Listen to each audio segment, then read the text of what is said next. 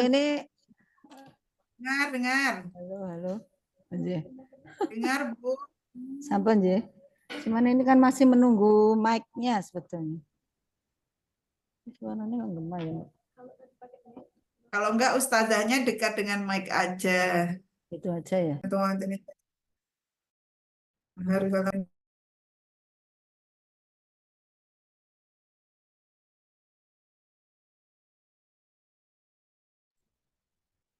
Ya, mungkin gitu aja nggih. Bisa dimulai aja.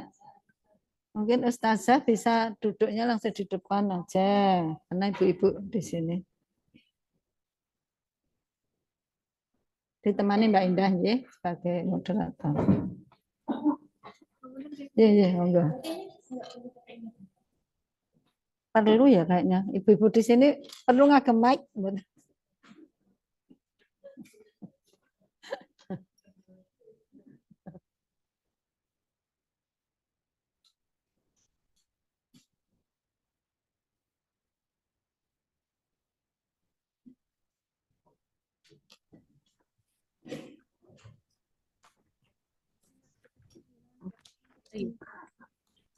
Assalamualaikum warahmatullahi wabarakatuh. Waalaikumsalam. Selamat siang Ibu semuanya. Alhamdulillahirrahmanirrahim. Puji syukur marilah kita panjatkan pada Allah Subhanahu wa taala sehingga pada kesempatan kali ini kita bisa dipertemukan di acara kajian Forsilam. Meskipun ada yang online ataupun hibrid, alhamdulillah mudah-mudahan kita semua dalam keadaan sehat amin ya rabbal alamin. Selanjutnya kita akan buka dengan membaca Quran surat Al-Fatihah terlebih dahulu. A'udzu billahi minasyaitonir rajim. Bismillahirrahmanirrahim. Alhamdulillahirabbil alamin. Ar-Rahmanir Rahim. Maliki yaumiddin. Na'budu wa iyyaka nasta'in. Ihdinas siratal mustaqim. Siratal ladzina an'amta 'alaihim ghairil maghdubi 'alaihim waladdallin. Amin. Baik, perkenalkan saya Nur Indah Septriani atau Indah. Di sini akan menjadi MC ya untuk acara pada hari ini. Saya akan membacakan susunan acara. Yang pertama nanti akan tilawah, kemudian ada pembukaan dari Prof. Endang, kemudian langsung ke materi acara yang ketiga dan diskusi. Baik, untuk acara selanjutnya yaitu tilawah Quran surat Al-Baqarah ayat 185. Ini ibu-ibu yang ingin menyimak dan membaca Al-Quran bisa dibuka Al-Baqarah 185. Baik, saya mulai. A'udzu billahi minasyaitonir rajim. Bismillahirrahmanirrahim. Syahrul Ramadan alladzi unzila fihi al-Qur'anu hudan lin-nasi wa bayyinatin minal huda wal furqan. Faman syahida minkumus syahra falyasum wa man kana maridan aw ala safarin fa'iddatun min ayyamin ukhra yuridullahu bikumul yusra wa la yuridu bikumul usra wa litukmilul iddata wa litukabbirullaha ala ma hadakum wa la'allakum tashkurun. Artinya, bulan Ramadan adalah bulan yang di dalamnya diturunkan Al-Quran sebagai petunjuk bagi manusia dan penjelasan-penjelasan mengenai petunjuk itu serta pembeda antara yang hak dan yang batil. Oleh karena itu, siapa di antara kamu hadir di tempat tinggalnya atau bukan musafir pada bulan itu, berpuasalah. Siapa yang sakit atau dalam perjalanan lalu tidak berpuasa, maka wajib menggantinya sebanyak hari yang ditinggalkannya pada hari-hari yang lain.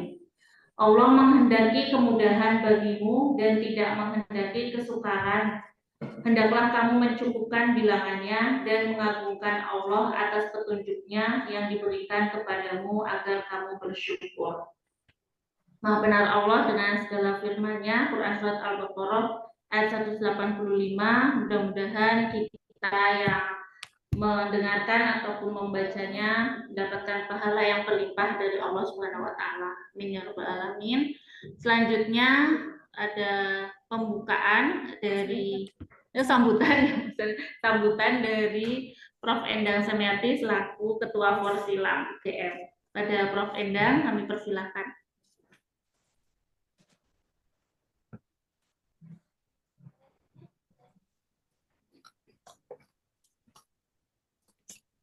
Matur nuwun pada Mbak Indah.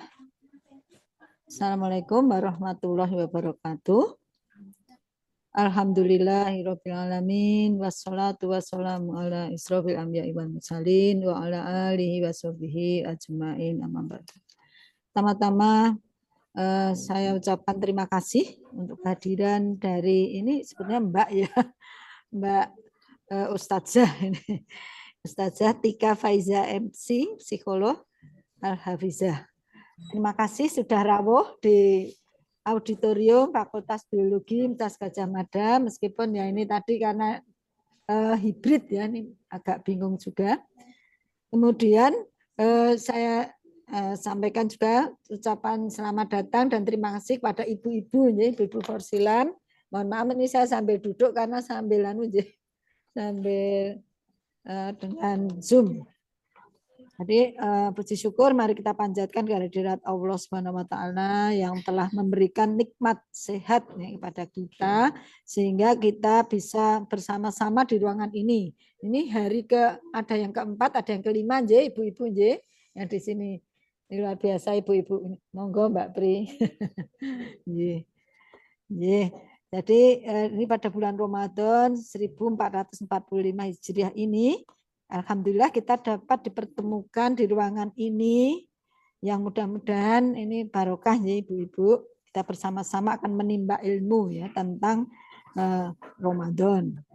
Kemudian di sini kami juga ingin menyampaikan bahwa tadi juga ada kajian ya dengan Dharma Wanita dan harapan kami juga hari ini siang ini ya juga ada dari Dharma Wanita maupun Forsilam.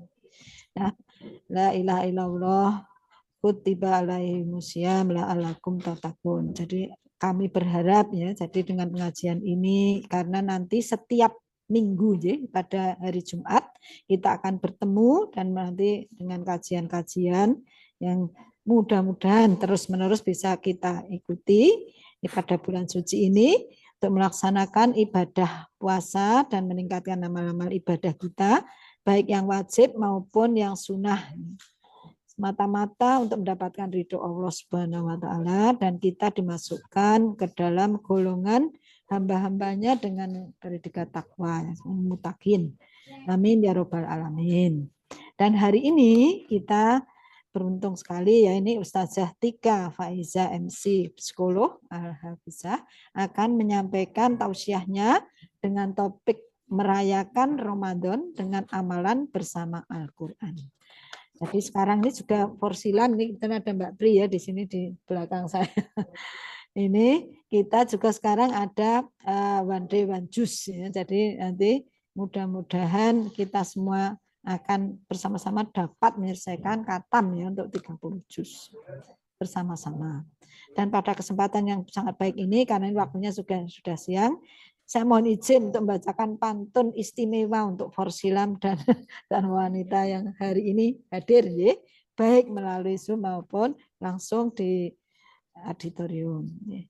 Bunga anggrek cantik jelita, indah mempesona. Mudah-mudahan cakep terus loh ini. Ditanam di kebun, tumbuh subur, asri, dan berseri. Pagi ini ibu-ibu Forsilam dan Dharma Wanita berkumpul di sini untuk mendengarkan tausiah dari Ustazah Tika Faiza. Bergandeng tangan dengan bahagia menimba ilmu sambil bersilaturahmi di Fakultas Biologi. Atur nuwun sangat. Alhamdulillah. Nah, demikian ibu-ibu sekalian, sedikit ucapan mangayu bagyo dari kami atas kerawuan Ibu Ustazah dan ibu-ibu semuanya. Semoga kita mendapatkan ilmu yang bermanfaat, penuh barokah, dan silaturahmi terus terjalin di antara kita dalam ridho Allah Subhanahu wa taala. Kami selaku tuan rumah dari Fakultas Biologi mohon maaf apabila banyak kekurangan ya dalam penyelenggaraan hari pengajian hari ini. Semoga hari ini kajiannya berjalan lancar dan selamat mengikuti kajian, insya Allah barokah. Wabillahi taufik wal hidayah. Wassalamualaikum warahmatullahi wabarakatuh. Terima kasih kepada Prof. Endang Semiati yang sudah memberikan sambutan pada di acara Forsilam dan kajian DWP ini. Mudah-mudahan acara ini bisa berjalan dengan lancar. Selanjutnya kita langsung ke inti acara, yaitu tentang merayakan Ramadan dengan amalan bersama Al-Quran. Dan acara ini akan dibersamai oleh Ustazah Tika Faiza, MPSI Psikolog, Al-Hafidhoh, Masya Allah, dan Al-Hafidhoh. Baik, kepada Ustazah Tika Faiza, kami persilahkan.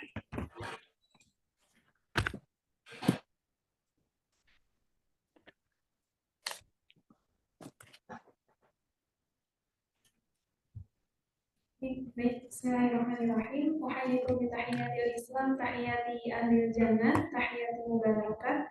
Assalamualaikum warahmatullahi wabarakatuh. Alhamdulillahirabbil alamin. Alhamdulillahi wa kafa annahu ta'ala jalla rabbina wa ta'ala sahibatan wa walida.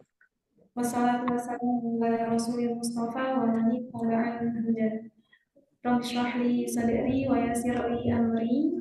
Wahlul 'uqdatam min lisani yafqahu qawli. Amma ba'du. Sebelumnya saya mohon maaf terutama kepada para ibunda, para dosen kami yang hadir di sini. Ternyata kedatangan saya cukup mengejutkan gitu ya. Dikiranya mahasiswa bimbingan. Mohon maaf nggih. Gitu. Iya. Buat nama-nama bagi saya itu memang harusnya begitu, Prof. Endang ya. Iya, kalau di rumah nih saya dikerjain oleh ayah saya. Beliau juga biasa mengisi forum-forum seperti ini yang hadir bapak-bapak, ibu-ibu begitu ya. Terus kemudian beliau mengajak saya, ayo temani ya. Tapi kata beliau ini sebenarnya sangat menjebak gitu ya. Temani tapi kemudian menggantikan untuk mengisi beliau, mengisi ibu-ibu, bapak-bapak gitu. Nah, kalau di rumah ada ayah saya yang suka ngisengin begitu ya. Kalau di UGM ada Bu Pri, Bu Diana yang ngisengin saya begitu ya, tapi tidak apa-apa. Bagi saya itu bagian dari titah seorang guru kepada murid gitu ya, yang harus dipenuhi begitu sebagai tanda hormat dan tanda taklim. Nah, ini kira-kira dianggap saja ini mahasiswa presentasi gitu ya Bu ya. Itu lebih menarik gitu ya, lebih nyaman. Anggap saja ini mahasiswa yang sedang presentasi. Mohon izin ya untuk melanjutkan pembahasan. Insya Allah pada pagi hari ini kita akan membahas tentang merayakan Ramadan dengan amalan bersama Al-Quran. Ya, kalau kita mau pesan kendaraan online, begitu nih, ada waktu-waktu prime time kemudian harganya akan lebih mahal dibandingkan waktu-waktu biasanya. Biasanya waktu prime time yang akan membuat kendaraan online mahal itu kapan sih Bu? dan terus ya maghrib gitu ya, saat orang pada santai terus kita mau naik gitu ya, harganya jadi mahal. Kalau kendaraan online aja ada waktu prime time-nya, maka sebenarnya di dalam Islam pun demikian, begitu ya. Ada waktu prime time di antara waktu-waktu yang tersedia bagi manusia. Nah, salah satu waktu prime time yang ada dalam Islam, gitu ya, setidaknya ada 3 bulan yang menjadi waktu prime time dalam Islam. Yang pertama adalah bulan Muharram. Ya, bulan Muharram ini kita diminta oleh Allah untuk berpuasa, puasa Tasu'a dan puasa Asyura 9 dan 10 Muharram sebagai tanda memperingati sekaligus merayakan, begitu sih, memperingati sekaligus merayakan kemenangan Nabi Musa alaihissalam ketika beliau berhasil menyeberangi Laut Merah. Itu kejadiannya pada tanggal 10 Muharram. Ya, nah, karena kita juga mengimani Musa sebagai nabi dan rasul, walaupun syariatnya mengikuti Muhammad, gitu ya, kita diminta oleh Allah untuk berpuasa di tanggal itu, karena itu termasuk waktu yang sangat istimewa. Kedua, yang pertama Muharram, yang kedua adalah Dzulhijjah. Ya, Dzulhijjah ini adalah bulannya Nabi Ibrahim alaihissalam. Ya, kalau panjenengan tindak haji di bulan Dzulhijjah, maka amal solehnya namanya berhaji. Tapi bagi yang tidak tindak haji, amal solehnya gitu ya, berpuasa di tanggal gitu ya 10 Dzulhijjah. Gitu ya. Kita mengenalnya dengan puasa Arafah. Ketika yang berhaji sedang wukuf di Arafah, yang tidak haji gitu ya, sama-sama beramal soleh tapi bentuknya beda. Yang satu wukuf, yang satu puasa, namanya puasa Arafah. Ya, ada apa di tanggal 10 Dzulhijjah? Itu hari di mana ya, momentum ketika Nabi Ibrahim alaihissalam dengan menguatkan hati dan jiwanya gitu guys, akan gitu ya menyembelih Nabi Ismail. Ya, untuk melihat seberapa jauh gitu ya cintanya Ibrahim terhadap Allah dibandingkan cintanya Ibrahim terhadap Ismail alaihissalam. Dan Nabi Ibrahim ya mendapatkan gelar di surah Al-Baqarah ya, fa'atam mahunna. Kalau dunia kampus mengenal summa cum laude, kalau Nabi Ibrahim gitu ya fa'atam mahunna, maka Ibrahim menyelesaikannya dengan amat sangat sempurna. Kira-kira IPK-nya 4 gitu ya. Karena tidak semua manusia kemudian bisa mengutamakan Allah dikala Allah meminta sesuatu yang paling dicintai oleh manusia. Tapi saya yakin kalau kita minta anggreknya Prof. Endang, insya Allah diberi ya Prof. Ya. Oh iya ini. Iya. Oke. Kalau yang diminta dari Nabi Ibrahim itu adalah putranya. Ya, putra yang sebenarnya sudah ditunggu sangat lama sekali sampai ketika Nabi Ibrahim punya Ismail, itu posisinya beliau sudah berubah. Ya, kalau tadi saya kelihatan sebagai mahasiswa mau konsultasi, ya, kalau Ismail digendong Ibrahim itu kelihatan seperti cucu dengan kakeknya. Padahal itu anak kandungnya. Saking Nabi Ibrahim alaihissalam itu menunggu putra sangat lama. Ya, jadi kalau hari ini kita mengetahui ada rekan-rekan yang barangkali gitu ya diceritakan gitu ya sedang menunggu keturunan sekian tahun gitu ya. Salah satu motivasi yang diberikan bahwa bahkan selevel Ibrahim yang punya gelar tertinggi kasihnya Allah itu pun menunggu hadirnya Ismail itu sangat lama sekali. Giliran sudah punya Ismail ketika remaja gitu ya Allah minta Ismail kembali dengan cara disembelih. Sebenarnya yang ingin Allah tuju adalah untuk membuktikan bahwa Ibrahim lebih mencintai Allah dibandingkan putranya, gitu ya. Ketika pisau itu sudah nempel di leher Ismail, hampir saja digores, malaikat Jibril datang dengan membawa domba dari surga sambil memberikan perayaan ucapan selamat untuk Nabi Ibrahim sudah lulus ujian.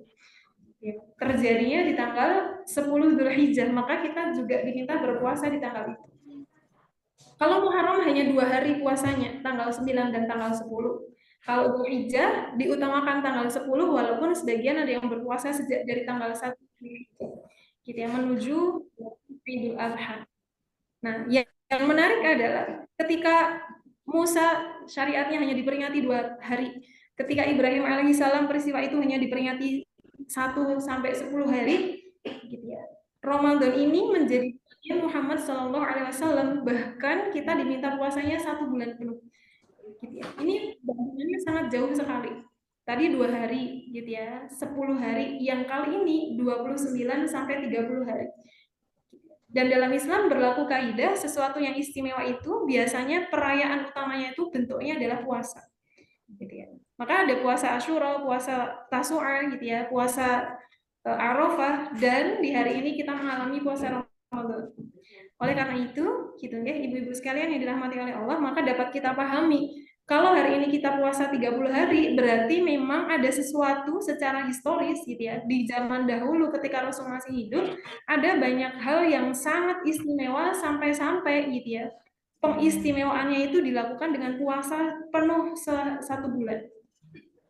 Ya, ada apa memang ya dengan Ramadan pada saat Rasulullah masih hidup gitu ya. Yang pertama gitu ya, yang terjadi saat itu adalah perang Badar.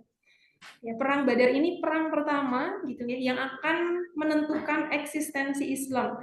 Kalau sampai perang Badar kalah, mungkin Islam itu sudah tidak ada. Gitu ya. Itu Rasulullah sampai nangis begitu ya ketika perang 300 orang gitu ya berbanding 1000 orang. Ya, kalau logika kita ya jelas kalah begitu ya. Tapi gitu ya, ada banyak keajaiban di perang itu gitu ya. Dan waktu itu Rasulullah menangis sampai selendang beliau jatuh gitu ya. Beliau mengatakan ya, sebagian ulama mengatakan doa beliau ini ada nada mengancamnya gitu ya.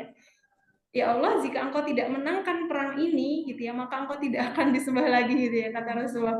Itu ekspresi kekalutan yang melihat perang sangat dahsyat, kekuatan musuh luar biasa, sedangkan kekuatan Islam kelihatan cuma sedikit.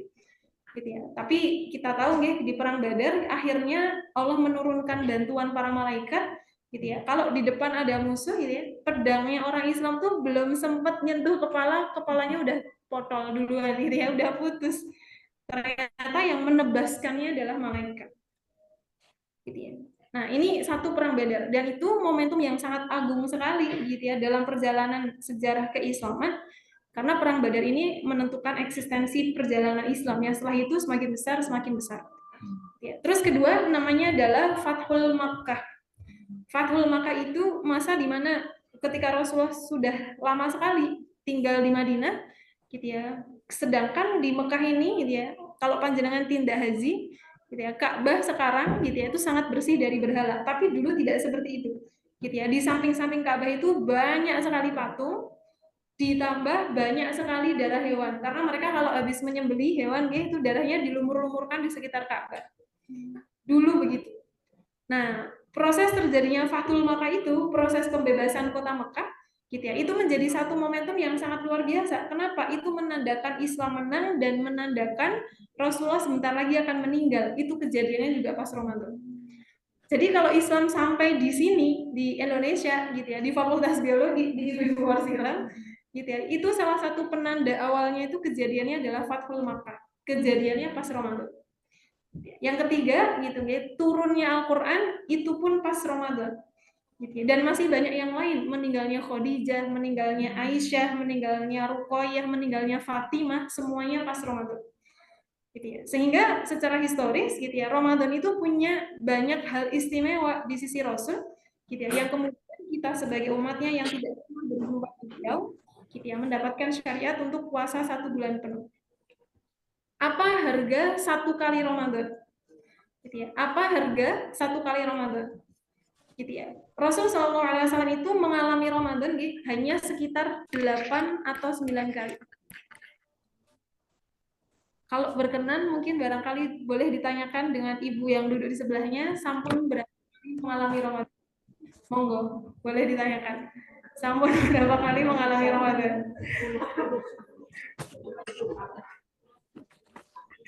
Sampai nggak kehitung. Tadi Rasulullah berapa kali mengalami Ramadan? 8 sampai 9 kali. Ya, karena syariat puasa Ramadan itu turunnya gitu ya, sekitar 9 tahun sebelum beliau wafat. Gitu ya. Duluan sholat wajib, duluan pelarangan khamar, duluan pelarangan zina. Puasa Ramadan itu turunnya 10 tahun ya, kira-kira 9 sampai 10 tahun ketika sebelum beliau wafat. Gitu ya. Ditandai dengan Fathul Makkah tadi, kata beliau ketika Fathul Makkah, kalau panjenengan tindak haji nggih sambil membayangkan ketika beliau Fathul Makkah itu beliau melakukan haji wada, haji perpisahan ya. Di depan banyak sekali umatnya gitu ya, sambil menangis beliau mengatakan gitu ya, aku telah sampaikan semua risalahku gitu ya, dan mungkin ini adalah haji terakhirku gitu ya. Semua orang menjadi menangis gitu ya. Itu terakhir beliau melakukan haji gitu ya. Setelah Fathul Makkahnya terjadi di Ramadan menjelang Idul Fitri gitu ya. Beberapa bulan kemudian Dzulhijjah terjadi Idul Adha. Nah, pas itu Rasulullah melakukan pidato haji wada gitu ya, sebelum akhirnya kembali ke Madinah lagi. Nah, kalau Rasulullah mengalami 8 sampai 9 kali puasa gitu ya. Kalau secara kuantitas menang kita atau Rasulullah aja, Bu? Ya, secara kuantitas menang kita. Ya. Kalau usia balik itu sekitar, misalkan kita ambil yang terlambat gitu ya, misalkan 15 tahun gitu ya, 12 tahun terkadang sudah ada yang mulai balik gitu ya. Kalau secara hukum fikih ya, usia menstruasi pertama itu 9 tahun Hijriah, itu secara hukum fikih. Jadi kalau ada anak 9 tahun berarti kelas 3 SD gitu ya. Sudah mulai haid itu secara hukum fikih sudah memang dihukumi sebagai orang dewasa. Meskipun usianya masih kelas 3 SD, tapi di mata Allah dia sudah terkena hukum taklif gitu ya, hukum pembebanan. Kalau kita haid misalkan ambil usia 15 tahun begitu ya, terus hari ini kita usianya berpuluh-puluh tahun, yang pindah ya. Okay. Berarti kita sudah mengalami lebih dari 9 kali Ramadan jika dibandingkan Rasul. Ya. Nah, 9 kalinya Rasulullah ini gitu ya, tentu tidak akan pernah bisa dikalahkan oleh siapapun, termasuk kita yang mungkin mengalami belasan bahkan puluhan kali Ramadan. Gitu ya. Namun demikian gitu ya, harga 1 kali Ramadan itu seberapa gitu ya. Ini ada kisah menarik ya, tapi kisahnya tidak cukup terkenal. Nanti bisanya dibaca di buku-buku induk ya, induk, tapi kalau di cerita-cerita populer biasanya nggak muncul kisahnya ini tentang 1 kali harga Ramadan. Ya, di masjid di sekitar Madinah itu, Bu, ya, dulu ada para sahabatnya yang hidup, salah satu sahabatnya namanya Tolhah. Gitu ya. Tolhah ini punya daya observasi yang sangat bagus gitu ya, sehingga beliau memperhatikan gitu ya orang yang masuk dan keluar dari Madinah. Beliau juga sering memperhatikan gitu ya orang-orang Madinah ini gitu ya, apa saja yang dilakukan dan aktivitas hariannya apa aja gitu ya. Beliau suka mengobservasi itu.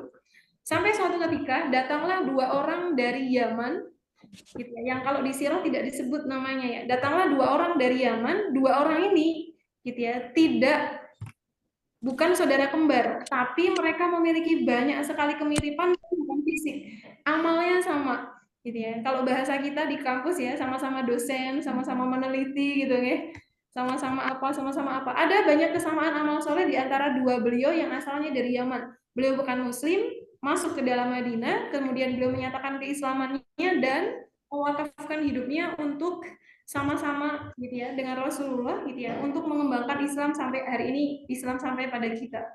Nah, 2 orang ini kisah menarik adalah saking miripnya amal mereka gitu ya, orang pikir 2 orang ini pun besok kalau meninggal surganya tuh ya jejeran gitu ya. Sampai suatu ketika beliau berdua ikut perang, salah satunya meninggal. Orang kalau meninggal saat perang namanya apa, Bu? Syahid. Gitu ya. Namanya mati syahid. Gitu ya. Mati syahid itu termasuk gitu ya, kematian yang kemudian gitu ya tidak akan dihisap nantinya di akhirat gitu ya. Jadi kalau orang lain masih harus ngitung timbangan amal solehnya gitu ya, dulu pinjam bolpen nggak dikembaliin gitu ya. Gitu ya. Dulu ada koreksian mahasiswa yang salah koreksi gitu ya.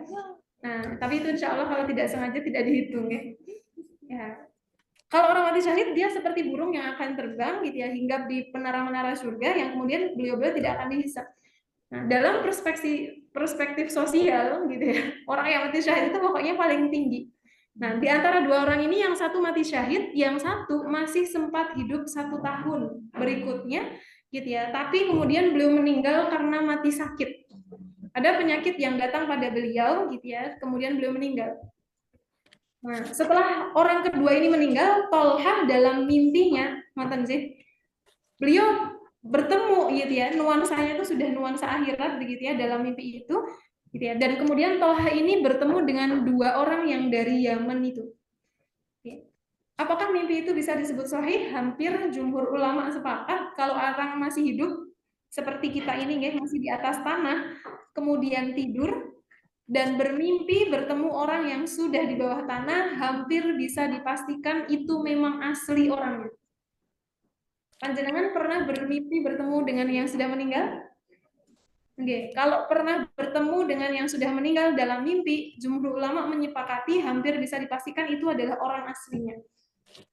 Maka ketika Tolha bermimpi bertemu dengan dua orang Yaman itu, beliau yakin karena itulah kejadian asli yang sedang mereka alami atau yang nanti kelak mereka akan alami. Apa yang beliau lihat gitu ya dalam mimpi itu, ibu-ibu sekalian yang dirahmati oleh Allah, terjadi pemanggilan gitu ya. Kalau wisuda dipanggil gitu ya, siapa mahasiswanya dengan IPK-nya sekian dan seterusnya, naik ke podium terus salaman dengan ibu rektor atau ibu dekan, terus kembali lagi. Kalau di surga ada proses serupa gitu ya. Ada proses serupa tapi bukan menaiki podium, menaiki surga. Profesor Endang, wah surga Firdaus, masya Allah. Besok kalau boten menemukan kami dipanggil aja Prof ya. Yang kajian bareng di auditorium biologi gitu malah. Nanti panjang itu anggrek, nanti kami calon. Gitu ya. Itu Profesor Endang gitu ya. Karena ini sedikit off topic ya. Seseorang itu akan dibangkitkan oleh Allah beserta komunitas di dunianya. Jadi kalau ada orang-orang yang di dunianya komunitasnya K-pop gitu ya, sampai meninggalnya kayak gitu, nanti bangkitnya sama artis K-popnya, itu mungkin. Tapi mungkin artis K-pop ini tujuan akhirnya mana gitu ya. Nah, tapi kalau Malah senang itu mungkin jumpa artis. malah jumpa artis K-popnya langsung di akhirat gitu ya. Malah janjian gitu ya. Maka doanya ya Allah kalau nggak sempat ketemu di dunia, ketemukan di akhirat gitu ya.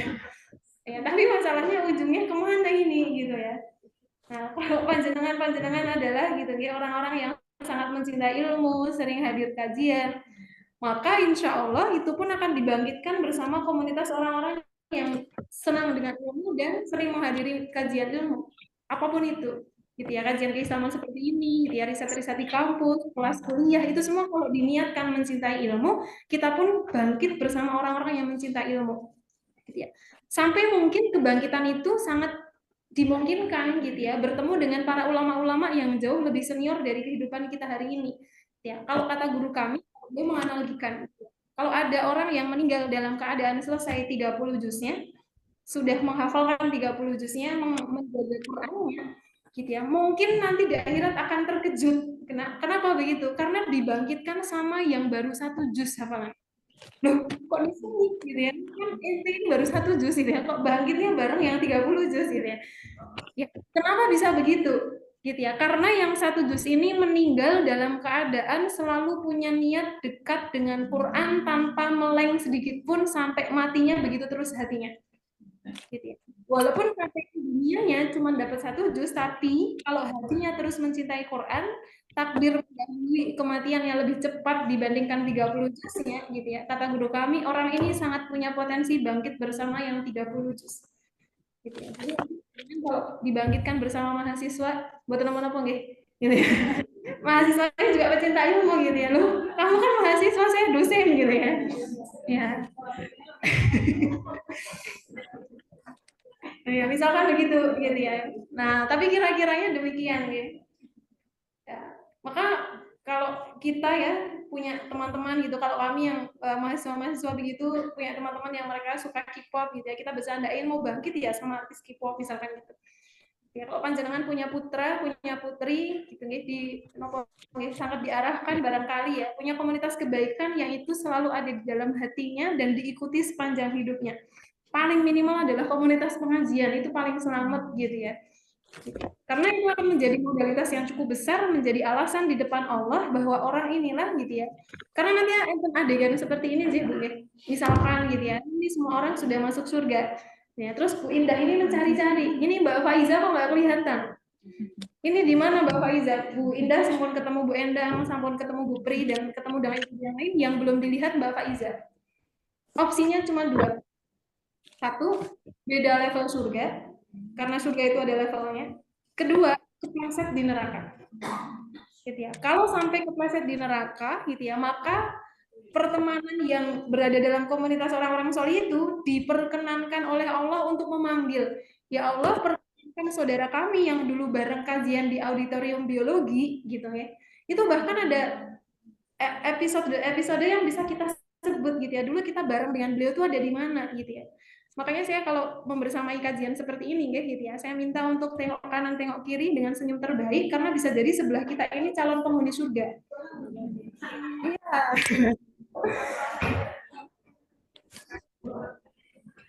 Termasuk kalau panjenengan pernah merasa kesal dengan suami, ya, pernah kesal sekali suami buatan Bu?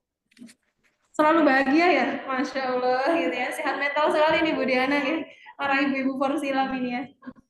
Kalau panjenengan pernah merasa kesal dengan suami dan hendak marah, tataplah wajahnya dan bayangkan orang inilah yang akan berdiri di depan Allah, menghalangi kita, istrinya dan anak-anaknya dari api neraka, karena beliaulah yang akan pertama kali ditanya oleh Allah, gimana didik keluarganya?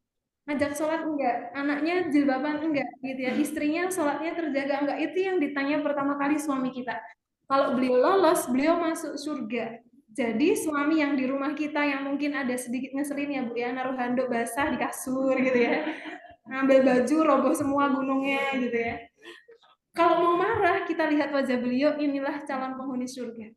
Jadi kalau mau marah tuh rasanya kayak wah masa dia marah sama penghuni surga gitu ya. Itu regulasi emosinya gitu ya. Karena nanti kalau sudah sampai surga, ibu-ibu sekalian yang dirahmati oleh Allah, Allah akan menghapus semua perasaan tidak enak, perasaan benci, perasaan kesal. Di surga itu emosinya cuma satu, bahagia. Di sana tidak diperlukan regulasi emosi, gitu ya. Karena isinya kebahagiaan saja. Regulasi emosi diperlukan ada sedih, ada kecewa, marah, dan sebagainya.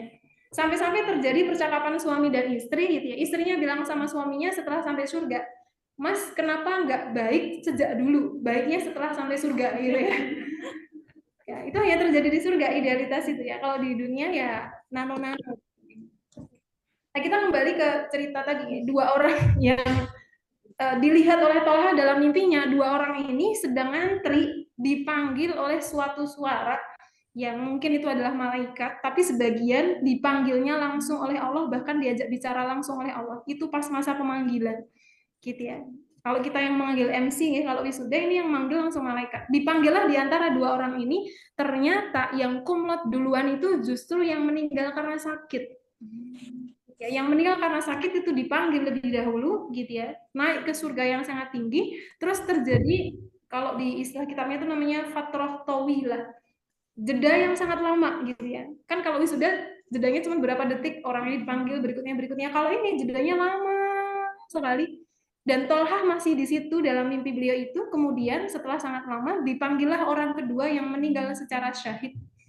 Gitu ya, dipanggil gitu ya. Terus Tolha ini gitu, dalam riwayat itu diceritakan saking kagetnya beliau sampai terbangun. Kaget kenapa? Kok iso gitu ya, bahasa orang Jogja, kok iso ini yang meninggal karena penyakit dipanggil dulu masuk ke surga, yang meninggal karena syahid terjeda waktu yang sangat lama baru dipanggil sama-sama ke surga, tapi derajatnya terpisah sangat jauh. Gitu ya. Terus beliau terbangun karena kaget melihat kenyataan itu, karena dalam perspektif sosial orang yang meninggal syahid itu yang paling tinggi, tapi di mimpi itu terbalik gitu ya. Terus beliau nanya kepada para sahabat yang lain, tapi beliau tidak mendapat jawaban yang puas. Akhirnya pertanyaan itu sampai ke Rasulullah gitu ya. Kemudian Rasulullah bertanya, apakah orang yang meninggal karena sakit sudah sempat melewati 1 kali Ramadan? Dijawab, ya Rasulullah, dia sudah hidup setahun dan sudah sempat melewati Ramadan. Itulah yang kemudian amalnya dia selama setahun ditambah 1 kali Ramadan yang dia lalui, itu membuat jarak dia dengan sahabat dekatnya yang meninggal mati syahid membuatnya jauh lebih tinggi. Maka harga 1 kali Ramadan itu berlipat-lipat derajatnya di mata Allah. Gitu ya. Kalau saya dan ibu-ibu sekalian hari ini diberi kesempatan oleh Allah, kita harus curiga. Kenapa Allah masih memberi saya kesempatan Ramadan dikala ada orang meninggal H-1 Ramadan, ada orang meninggal H- seminggu Ramadan, udah gerbangnya udah dibuka tapi kaki kita terhenti oleh maut, tidak jadi bisa mengalami Ramadan. Tapi kalau panjenengan sampun duduk di sini, ya, insya Allah ini semuanya masih dalam dunia aja. Alhamdulillah. Gitu ya. Kalau kita masih di atas tanah, ya berarti saat ini kita masih sedang mengalami Ramadan itu sendiri. Dan kita perlu curiga, apa ini yang menjadi hikmah kenapa saya masih diberi kesempatan oleh Allah untuk mengalami Ramadan? Jangan-jangan Allah punya rencana menaikkan derajat kita ribuan kali dari kita yang kemarin karena melewati Ramadan ini. Gitu ya. Masya Allah. Karena setiap yang masuk Ramadan itu sudah dalam gitu ya, seleksinya Allah, siapa yang sampai umurnya di Ramadan, siapa yang sampai umurnya sebelum Ramadan. Maka kalau kita sudah masuk Ramadan, kita perlu curiga. Jangan-jangan Allah punya rencana memanjangkan umur kita sampai Ramadan karena Allah ingin menaikkan derajat kita berlipat-lipat. Pertanyaannya, caranya gimana? Gitu ya. Untuk merayakan Ramadan ini menjadi bulan di mana gitu ya, Allah memberikan kepada kita kesempatan gitu ya, untuk gitu ya, dinaikkan derajatnya oleh Allah berlipat-lipat bahkan lebih tinggi dari orang yang mati syahid. Gitu ya. Nah, ibu-ibu sekalian yang dirahmati oleh Allah gitu ya, untuk menjawab pertanyaan itu gitu ya, kita akan merujuk, ini sampun saya potongkan ya ayat-ayatnya. Biasanya saya akan merujuk pada Al-Qur'annya langsung gitu ya, tapi untuk meringkas waktu gitu ya, tadi masih sempat untuk motong-motongin ayat gitu ya. Kalau mau kita lihat ayatnya gitu ya, surah Al-Baqarah ini yang saya potong ini semuanya adalah surah Al-Baqarah ya.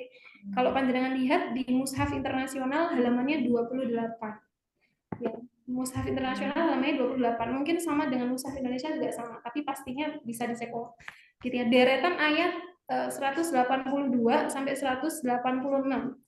Gitu ya. Nah, di situ gitu ya, satu-satunya halaman dari ribuan halaman di Al-Qur'an. Kalau Al-Qur'an itu sangat tebal, hanya di halaman ini terdapat kata Ramadan. Gitu ya. The only one, cuma ada di sini gitu ya. Ini untuk mengeceknya nanti bisa lewat aplikasi namanya Corpus Quran sih. Di sana semua kata di Al-Qur'an bisa dicek muncul berapa kali, muncul dalam bentuk past tense, present tense, bentuk noun, past participle itu semuanya ada gitu ya di Corpus Quran namanya. Gitu ya. Nah, untuk kata Ramadan itu hanya muncul satu kali gitu ya, persisnya di ayat 185 yang tadi gitu ya dibaca oleh Bu Indah dengan suara merdunya. Insya Allah akan dibaca kembali saat di surga nanti ya Bu ya. Karena di surga nanti ya, kalau panjenengan punya hafalan Quran, nah ini cukup menarik gitu ya. Beberapa kali kami mendapati eyang-eyang menyampaikan, wah kami ini sudah sepuh, mau ngapalin Quran susah gitu ya. Kalaupun tidak bisa hafal, tapi hatinya tidak bergeser. Nah, itu yang penting.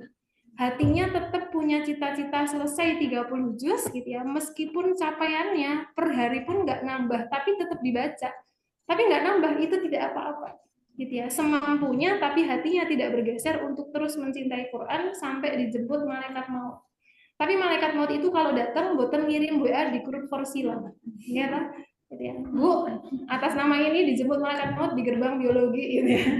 Tidak akan terjadi, dia akan datang secara tiba-tiba gitu. Ada yang meninggal saat baca Quran, ada yang meninggal saat macam-macam gitu ya. Tapi kalau hati seseorang itu sangat mencintai Al-Qur'an gitu ya, berapapun hafalan yang dibawa saat meninggal tanpa mengurangi kecintaannya terhadap Al-Qur'an gitu ya, itu akan menjadi modal yang sangat besar dibela Al-Qur'an di sepanjang perjalanan sampai surga.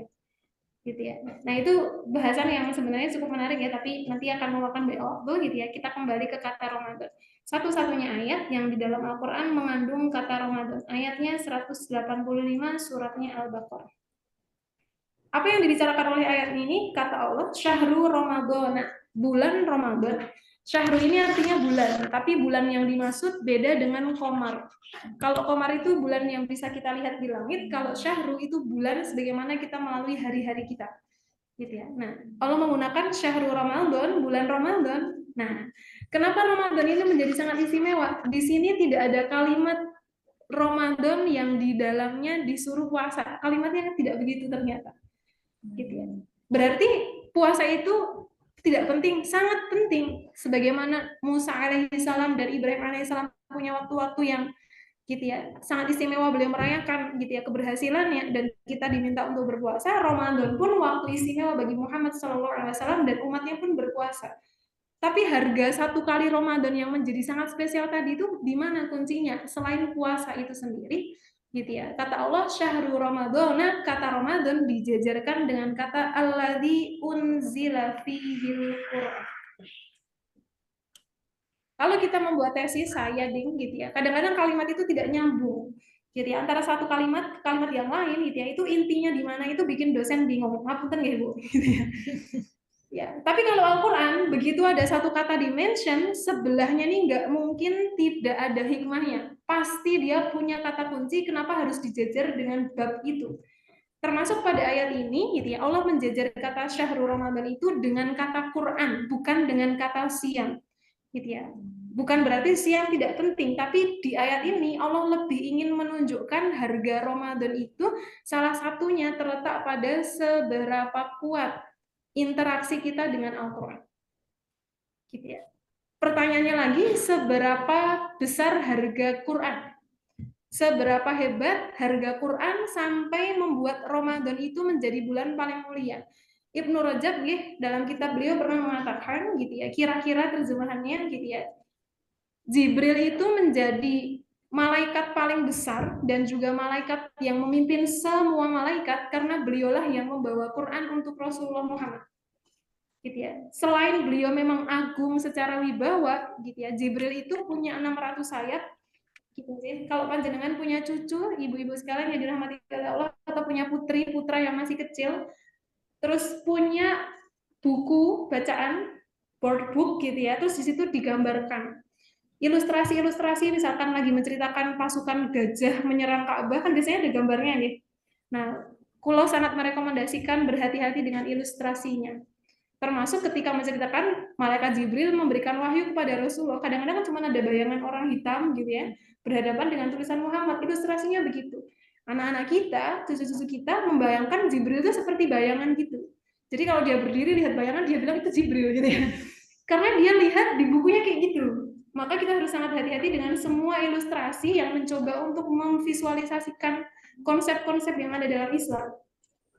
Ya, contoh paling sederhana, gajahnya Abraha yang menyerang Ka'bah sebelum kelahiran Rasulullah. Kita bayangkan gajahnya jumlahnya berapa, Bu? Gajah yang menyerang Ka'bah menjelang datangnya Rasul SAW. Itu gajahnya jumlahnya berapa di bayangan kita? Ratusan, kata Bu Ida. Pinten, Bu? Pasnya pinten? Kalau di buku anak-anak itu gajahnya banyak sekali. Gajahnya banyak sekali gitu ya. Padahal nanti kalau kita kembali ke tafsir para ulama, gajahnya itu nggak lebih dari 10. Gitu ya. Nggak lebih dari 10, gajahnya cuma sedikit gitu ya. Cuma di belakang mereka ada banyak pasukan manusianya, tapi pasukan gajahnya tidak banyak. Gitu ya. Cuman ya visualisasinya kayak gitu. Nah, ini kembali lagi. Kalau kemudian gitu ya, tadi kita bicara tentang gitu ya, harga satu kali puasa itu ada pada Al-Quran, harga Qurannya itu berapa gitu ya.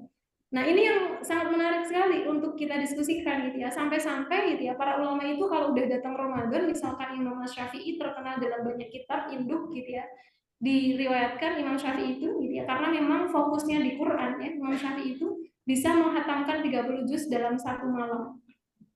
Jadi 30 hari beliau khatam 60 kali. Ya, sepagi sesore satu kali, semalam sampai pagi satu kali, terus begitu sampai Ramadan habis. 60 kali beliau khatam. Itu bacanya gimana gitu ya. Kita baca satu juz nunak nuruk rampung gitu ya. Dihitung halaman sisanya masih berapa ya? Nggak nambah gitu. Gitu ya. Kita nanti ngantuk gitu ya, putus di tengah ulang dari awal, ngantuk lagi putus di tengah ulang dari awal, nggak pindah-pindah halamannya gitu ya. Tapi Allah suka dengan orang-orang yang tidak apa-apa begitu tapi terus berjuang bersama Al-Quran. Nah, itu tidak apa-apa gitu ya. Kalau Imam Syafi'i memang bidang beliau adalah gitu ya, Quran, hadis, fikih gitu ya, sehingga memang sangat wajar kalau beliau punya amal soleh bentuknya seperti itu gitu ya. Kalau ibu-ibu dosen gitu ya, mahasiswa amal solehnya gitu ya di ilmu akademik yang sedang ditekuni gitu ya. Nah, seberapa Quran ini berharga, ibu-ibu sekalian yang dirahmati oleh Allah, ini sedikit ceritanya retro gitu ya, untuk melihat Quran itu seberapa berharga gitu ya. Dulu gitu ya, sebelum tinggal di dunia, Nabi Adam tinggalnya di mana? Di biologi. Di surga. Ya, surga itu seluruh hal pembuatannya itu adalah kenikmatan. Ya, mau minta apa-apa tuh tinggal batin doang itu datang gitu ya. Mau minta apa saja gitu ya. Minta mobil versi terbaru gitu ya. Nggak cuma bisa jalan di darat, mobilnya bisa terbang. Gitu ya. Apa saja yang itu mustahil-mustahil, bahkan di surga itu semuanya bisa. Gitu ya. Tapi singkat cerita, Nabi Adam diminta oleh Allah gitu ya. Qulnah bi'tu minha jami'a. Turun ya kalian semua ke bumi gitu ya, ke dunia. gitu ya. Dan saking taunya Allah, dunia itu material pembuatannya sangat berbeda dengan surga. Di surga itu tidak ada ujian hidup, Bu, apalagi ujian tesis dan skripsi. Gitu ya. Uji juga tidak ada gitu ya. Ngasih nilai koreksi itu juga tidak ada. Seluruh surga itu pokoknya enak. Tapi kalau di dunia, Allah menakdirkan dunia itu punya karakter dan material yang berbeda dengan surga. Dunia diciptakan penuh dengan ujian hidup. Walana beluanakum, kata Allah, kami akan benar-benar menguji setiap manusia yang berada di atas tanah dengan berbagai ujian. Gitu ya. Dimana ujian itu bisa dengan ujian kebahagiaan, bisa dengan ujian kesedihan, bisa dengan anugerah, bisa dengan musibah. Nah, itu dunia gitu. Nah, saking Allah itu tahu karena dunia itu tempat diuji gitu ya, sekaligus dunia itu bukan tempat tinggal yang asli, melainkan dunia adalah tempat untuk meninggal gitu ya. Allah memberikan prevensi, kira-kira begitu nih. Allah memberikan prevensi gimana caranya manusia yang sudah pindah ke bumi dengan ujian yang siap menanti itu bisa balik lagi ke surga. Ini harus ada maps-nya. Gitu ya. Kita mau belok kanan atau belok kiri, lurus terus mau ditabrak gitu ya. Itu semua ada maps-nya. Maka oleh Allah maps ini tuh dibikinkan oleh Allah pada setiap nabi. Ya, surat Al-Baqarah ya, qul nahbitu minha jami'a, turunlah kalian ke bumi secara bersamaan, Adam, Hawa, iblis sekaligus. 3 yang turun dari surga karena iblis itu tempat awalnya surga. Nah, kata Allah ya, fa imma ya'tiyannakum ini, nanti pasti banget akan datang dariku, kata Allah. Kalau di Al-Quran itu ada kata yang menunjukkan Allah menggunakan kata ganti orang pertama. Nanti kalau datang petunjukku, kata Allah. Jadi setiap ayat yang menggunakan kata ganti pertama dan menunjuk pada Allah, ayat itu sangat krusial. Pasti ada banyak hal yang ingin Allah sampaikan di ayat itu sampai harus menggunakan namanya pakai kata ganti orang pertama sampai Allah menggunakan kata aku. Biasanya menggunakan kata ganti dia gitu ya. Allah Maha Besar, Allah Maha ini. Kata ganti orang ketiga. Tapi kalau sudah muncul kata ganti orang pertama, maka ayat itu menyimpan banyak rahasia yang sangat krusial. Paragraf itu harus dikasih stabilo untuk diketahui sebenarnya apa yang sedang ingin Allah bicarakan di situ. Nah, di ayat itu yang ini nanti pasti banget datang petunjukku. Gitu ya. Minni hudan, terus kata Allah, faman tabi'a huda, ya siapapun yang mengikuti petunjukku, maka tidak akan banyak sedihnya, tidak akan banyak overthinkingnya. Kalau bahasa ayatnya bunyinya fala khaufun 'alaihim wala hum yahzanun. Tapi ini kalau dibedah nggih, konsep psikologi di situ semua. Hanya dengan kalimat wala khaufun 'alaihim wala hum yahzanun. Kenapa menggunakan wala khaufun? Kenapa tidak pakai kata yang lain? Kenapa menggunakan kata wala hum yahzanun?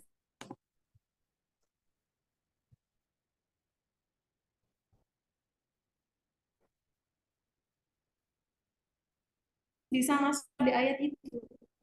Ya, kata Allah, tak kasih nih kehidupan dunia dengan semua ujian yang bisa menyesatkan, bisa menjatuhkan. Tapi tenang aja, tak kasih maps untuk pulang lagi ke surga. Maps-nya apa? Pada setiap kisah Nabi, Allah akan mengantarkan kitab-kitabnya. Gitu ya. Nabi Adam tidak punya kitab, tapi Nabi Adam punya risalah sesuai dengan kebutuhan kembarnya. Anak pertama, kembar anak kedua. Anak kedua harus menikah sama anak pertama nikah sama anak kedua secara silang. Itu boleh di zaman Adam. Di zaman Muhammad itu tidak boleh. Gitu ya. Nah, inilah yang menjadi harganya Quran. Quran adalah hudan yang disebut oleh Allah saat pertama kali Adam diturunkan. Nanti setiap nabi akan punya hudannya masing-masing, petunjuknya masing-masing. Nah, Muhammad SAW ketika diturunkan oleh Allah di atas muka bumi ini sebagai seorang nabi dan rasul, dibekali hudan namanya Quran. Quran ini seperti maps yang membuat kita bisa kembali lagi setelah kita di dunia dengan semua problematikanya, biar balik lagi ke surga. Caranya gimana? Ya Quran itu yang akan menjadi maps-nya. Maka Ramadan itu ditekankan oleh Allah alladzi unzila fihil Quran. Allah ingin menjejerkan nih pas Ramadan banyak-banyakin ya berqurannya. Allah seperti mau bilang kayak seperti itu ke kita.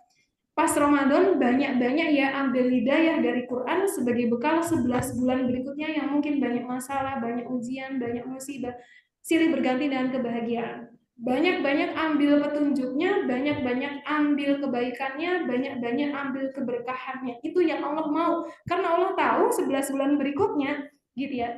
Harganya sangat beda dengan Ramadan. Gitu ya. Satu kali kita sholat wajib, di Ramadan sangat berbeda pahalanya dengan 1 kali kita sholat wajib di luar Ramadan.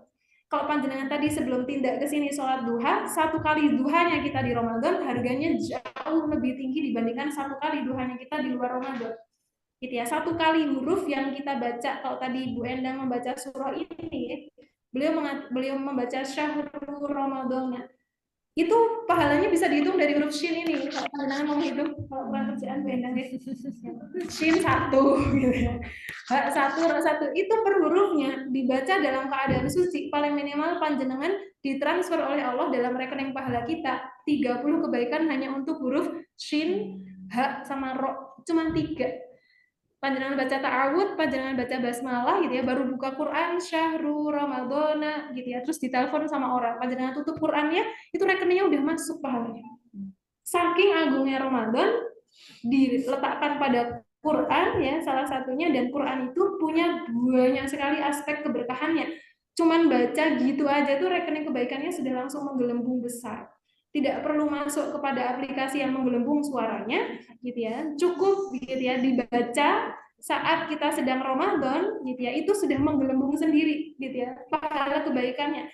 Yang inilah terjadi pada kisah 2 sahabat dari Yaman tadi gitu ya. Jarak antara 1 kali Ramadan gitu ya, di antara yang syahid dan mati karena sakit itu bisa sangat jauh sekali.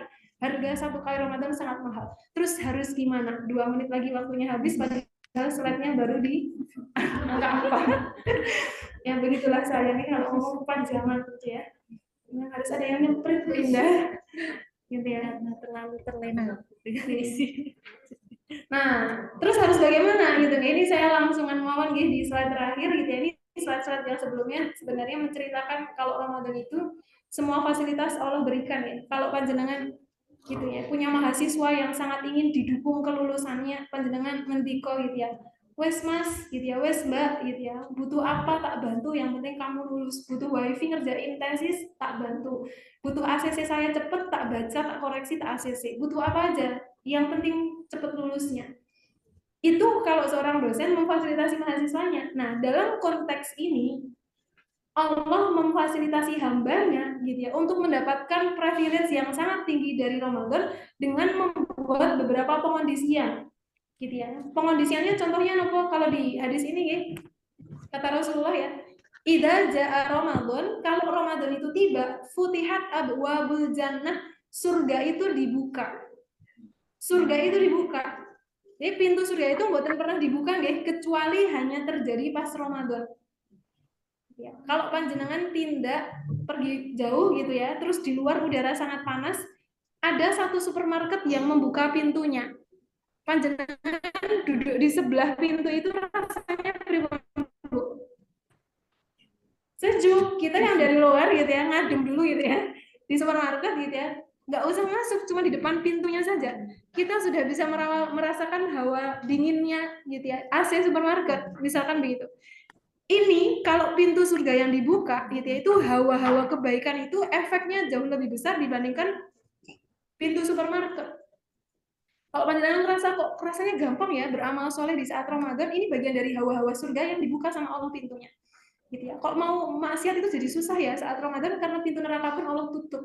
Gitu ya. Ditambah gitu ya, setannya dibelenggu. Jadi kalau ada kemaksiatan terjadi di bulan Ramadan itu memang bagian dari karakter orang tersebut gitu ya. Kalau kita suka tidur pada subuh itu tidak boleh nyalahin setan gitu ya. Itu memang kita yang tidur gitu ya, karena setannya dibelenggu. Gitu ya. Kalau kita punya kebiasaan-kebiasaan negatif yang lain di saat Ramadan, besar kemungkinan itu bukan godaan setan, tapi itu godaan hawa nafsu. Gitu ya. Dan Allah memperlihatkan kepribadian kita yang paling asli itu pas Ramadan, karena unsur penggodanya ditarik semua sama Allah. Gitu ya. Unsur penggodanya ditarik semua sama Allah, menyisakan hawa nafsu kita saja. Itu nggih. Nah, ini fasilitas yang Allah berikan. Allah berikan saat Ramadan. Jadi biar kita sukses Ramadannya, itu pengondisiannya dilakukan langsung oleh Allah, bukan oleh yang lain-lain. Gimana biar nyaman Ramadannya? Semuanya dikondisikan oleh Allah gitu ya. Pintu surga dibuka, pintu neraka ditutup, setan dibelenggu, amal-amal soleh dilipatkan gitu ya, kebaikannya gitu ya. Bahkan doa pun dikabulkan. kalau panjenengan nanti habis ini punya impian besar apapun itu gitu ya, bisa disampaikan kepada Allah pas Ramadan ini, pengabulannya itu potensinya sangat kuat sekali gitu ya. Pengen mantu yang soleh gitu ya, insya Allah gitu ya, ternyata besanan sesama dosen, nah itu bisa jadi gitu ya. Panjenengan pengen ya risetnya banyak yang submit jurnal internasional misalkan begitu ACC sama Allah. Apapun yang kemudian menjadi impian kita di saat gitu ya kehidupan dunia ini masih berlangsung, termasuk pengen meninggal ya Allah dalam keadaan lagi ngajar di depan kelas misalkan gitu ya, gedublak gitu, terus hasilnya kaget gitu ya, ternyata dosennya meninggal gitu ya, itu juga mungkin, atau meninggal dalam keadaan sujud gitu ya, sedang sholat tahajud gitu ya, dicari suaminya, ibu nggak bangun-bangun gitu ya, pas dipegang pundaknya gitu ya, ternyata sudah meninggal dalam sujud sholat tahajud. Itu semua sangat mungkin dimintakan kepada Allah gitu ya, yang pengabulannya saat Ramadan sangat besar. Allah membuat satu pengondisian gitu ya agar kesuksesan Ramadan itu terjadi. Nah, kalau sampai gitu ya tidak sukses, nah itu diaminkan sama Rasulullah gitu ya. Rasulullah itu gadah mimbar, punya mimbar. Kalau ini ada tangga-tangga seperti ini, nah mimbarnya Rasulullah itu kira-kira 3 anak tangga, persis satu dua gitu ya. Entah ya sekarang mimbarnya masih ada atau tidak di Masjid Nabawi gitu. Mimbarnya Rasulullah ya ditaruh di dekat pohon kurma gitu ya. Terus kemudian pas mimbarnya itu dipindah, terdengar suara menangis. Pas dicari-cari kok nggak ada gitu ya. Terus Rasulullah bilang itu yang menangis pohon kurma. Kenapa dia menangis? Yang bisa mendengar, yang tahu cuma Rasulullah kalau yang menangis itu pohon kurma. Tapi suara tangisannya bisa didengar yang lain. Gitu ya. Kenapa pohon kurmanya menangis? Gitu. Kata Rasulullah ya, dia bersedih karena sudah tidak dekat dengan mimbarku dan tidak dekat lagi denganku yang berdiri di situ. Gitu ya. Pohon kurma aja tuh bisa sedih gitu ya, gara-gara Rasulullah pindah mimbarnya gitu ya. Saking mulianya beliau. Gitu ya. Nah, kembali lagi ke sini ya. Nah, terus harus bagaimana saat Ramadan? Oke, sudah jam 12.33. Di sini ditutup tanpa tanya jawab tadi ya. Oke, nah ini terakhir. Nah, ini tanpa dibahas, hanya dibaca. Padahal intinya di sini beda. Gitu. Yang tadi semuanya mukadimah intinya di sini. Gitu ya. Tapi ya begitulah ya. Ya, ngapunten ini presentasi dianggap gagal sama dosen gitu ya. Gimana mukadimahnya kepanjangan gitu ya. Merayakan Ramadan dengan amalan bersama Al-Quran, wujudnya apa? Saya baca mawon gitu. Merasa bahagia dengan datangnya Ramadan melebihi bahagianya menyambut tamu Allah. Kedua, memperbanyak membaca Al-Quran lebih dari biasanya. Kalau wonten program One Day One Juz itu sangat saya sekali.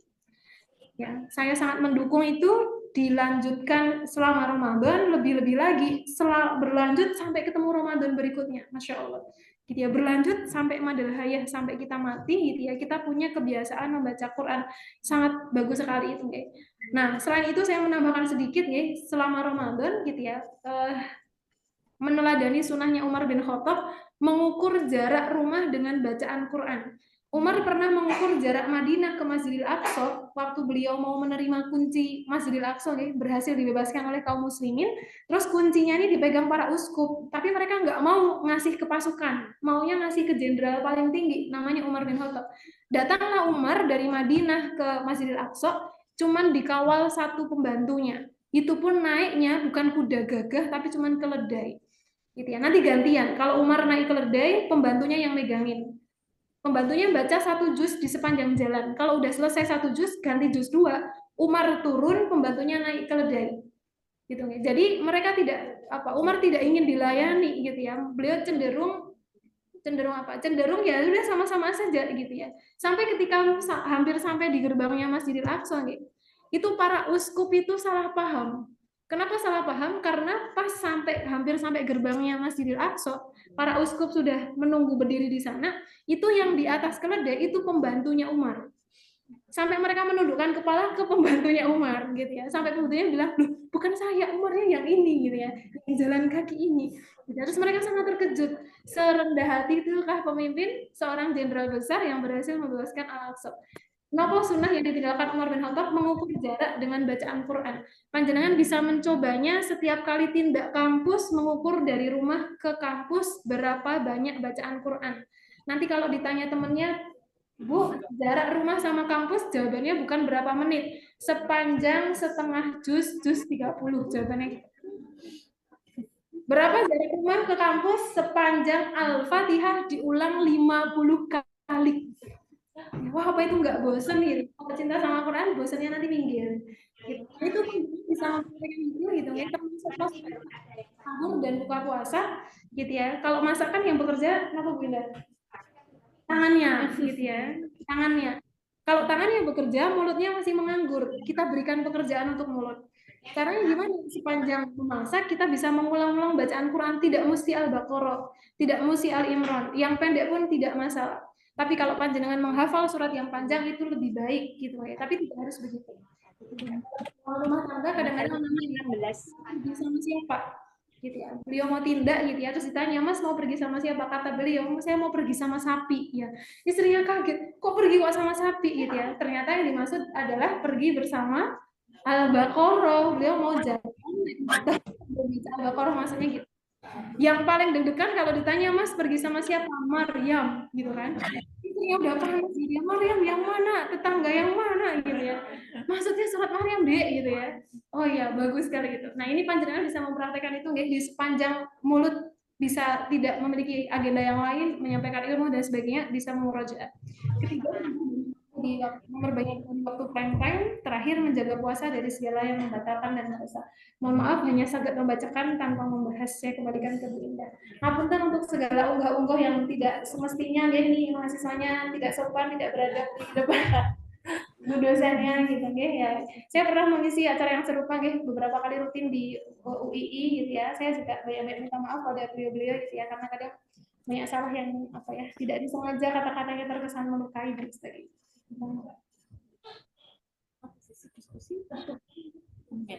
Baik. Dari ke-8 ada satu kali pertanyaan untuk sesi diskusi ini. Silakan Ibu kalau misalnya ada yang mau bertanya. Atau di Zoom pertanyaan. Mungkin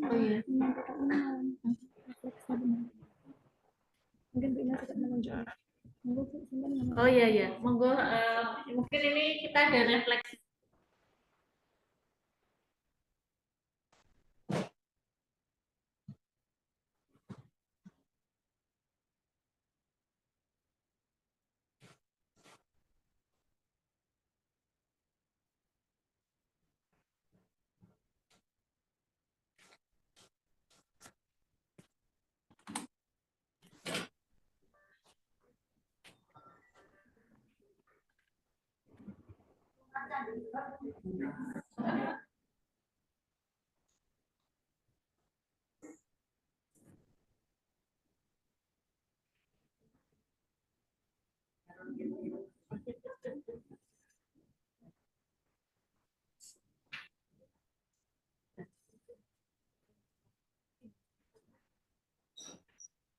Baik, terima kasih Mbak Linda.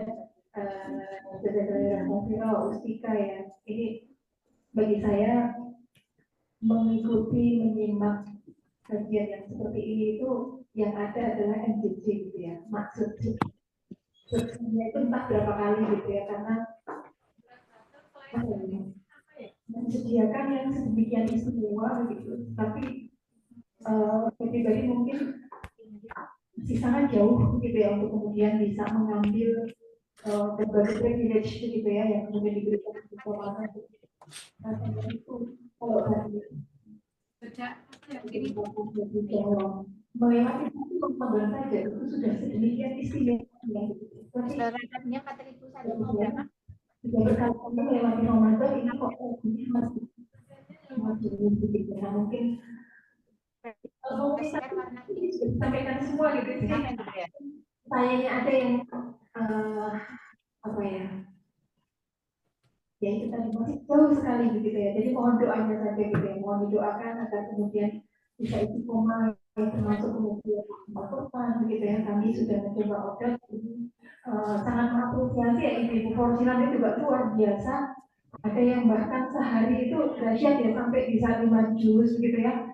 Sungguh-sungguh luar biasa, meskipun kami dalam satu grup yang sama tidak membedakan, tetapi ada yang dahsyat sekali gitu ya, bisa wah ini luar biasa sekali dan sangat ini ya, jadi saya belajar banget dari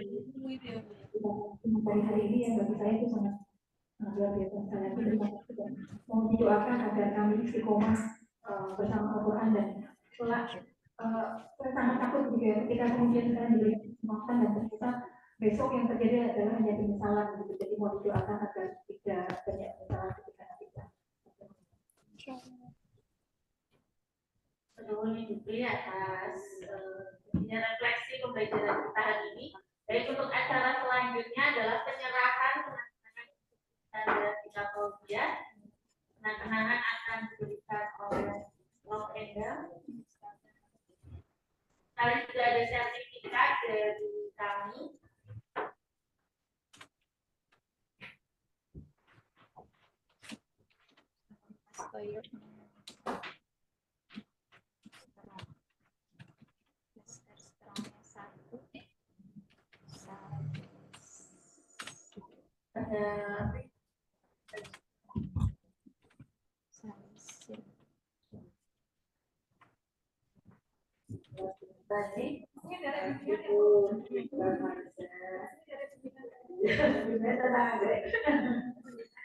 Ini kami dari Posika.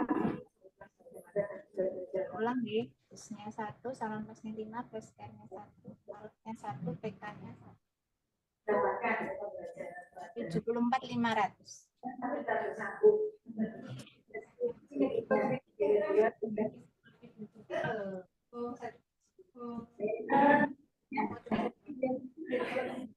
Satu itu berapa? Satu itu? Oh, Satu aja. Iya, memang Mbak. Nanti biasanya kekambuhannya lebih lama. oh iya. Beneran ya Mas ya? Tadi saya kira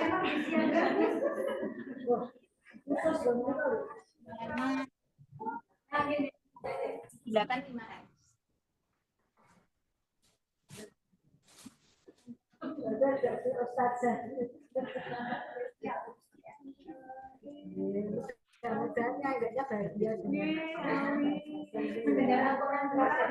betul kamu ada kan setelah dibacakan terus ya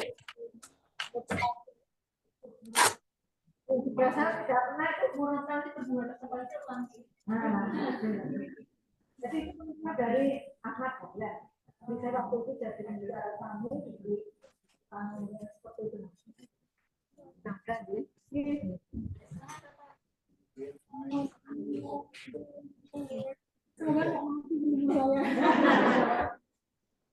Nanti setelahnya kan nanti ada juga dia atau berarti mereka. Mungkin foto bersama dengan ini. Panas banget ya? Panas banget. Iya loh, jadi kalau dibocok makin panas Pak. Katanya begitu. Dan ini kemudahan pemberitaan baik koma bulan Ramadan ini dan semakin dekat dengan Al-Quran. Baik, baik, makasih dari saya. Oke, kalau itu serai. Serai 60 gram itu 9,5. Jadi 23.